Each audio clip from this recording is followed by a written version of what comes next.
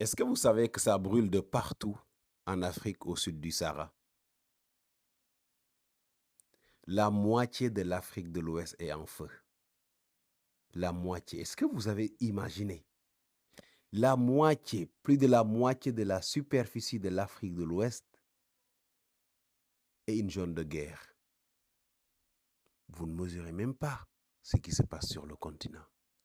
En Afrique centrale, la Centrafrique, François Bozizé, qui s'est allié avec des rebelles et des mercenaires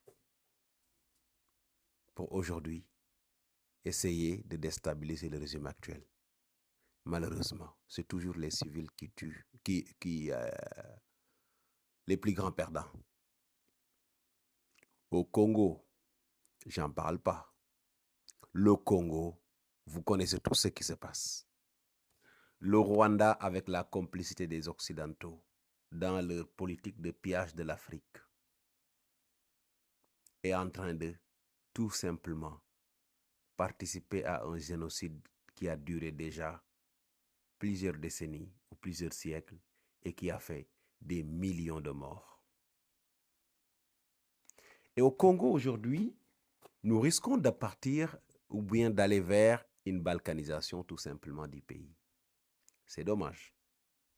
C'est très dommage. Et vous revenez à mon Afrique de l'Ouest, le Mali, ça brûle. Les rebelles, pas les rebelles, les terroristes sèment la terreur et la désolation partout. Malgré la bravoure de l'armée, qui est en train de faire un excellent travail sur un territoire de plus d'1,2 million km². Vous voyez, extrêmement difficile à couvrir. Beaucoup plus difficile et plus grand que l'Afghanistan et l'Irak. Mais ils tiennent. Cette armée fait mieux que l'armée américaine, fait mieux que l'armée américaine en Afghanistan et en Irak, que la coalition internationale en Syrie. Pourtant, c'est un pays de l'Afrique. Nous leur disons bravo. Le Burkina Faso vit la même chose. Le Niger vit la même chose. Cette année, vous avez vu la multiplication des attaques au Niger. Le Nigeria avec Boko Haram, j'en parle pas. Vous connaissez cette vieille histoire.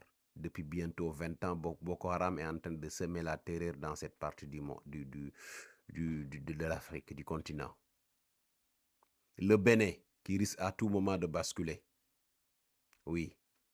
Donc aujourd'hui, si vous voyez superficiel, de manière surfacique,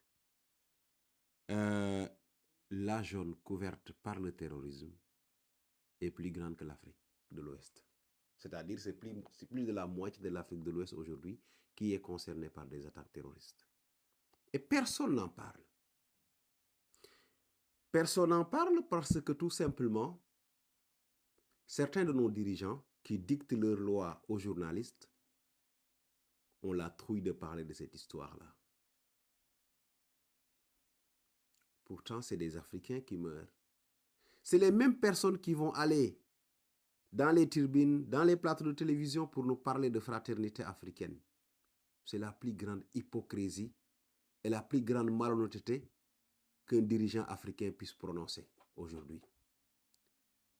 On ne peut pas parler de solidarité africaine au moment où des pays africains sont en train d'être brûlés et tous les Africains se taisent. Même pour avoir l'information, ils préfèrent aller auprès des médias France, médias Monde, copier-coller sur les écrans de leur télévision nationale. C'est une honte. J'ai vu l'autre fois un journaliste sénégalais nous informer sur le Mali et nous envoie des images de France 24. J'ai dit, quelle honte, quelle déchéance. En tant que Sénégalais, vous êtes à 2 pas du Mali. Vous préférez prendre des images qui ont fait 5000 km, refaire 5000 km pour venir chez toi avant de le balancer. Alors que toi, tu fais 500 km, tu es au cœur du Mali, qui sera la source d'information la plus fiable. C'est honteux ce qui se passe sur ce continent-là. nos dirigeants ou nos journalistes n'ont pas de valeur pour traiter pour traiter avec vigueur ce qui se passe dans ces pays-là, pour en parler. C'est la déchéance du journalisme en Afrique. Il n'y a pas de journalisme. Ils font que du copier-coller. Tout le monde peut être journaliste en Afrique.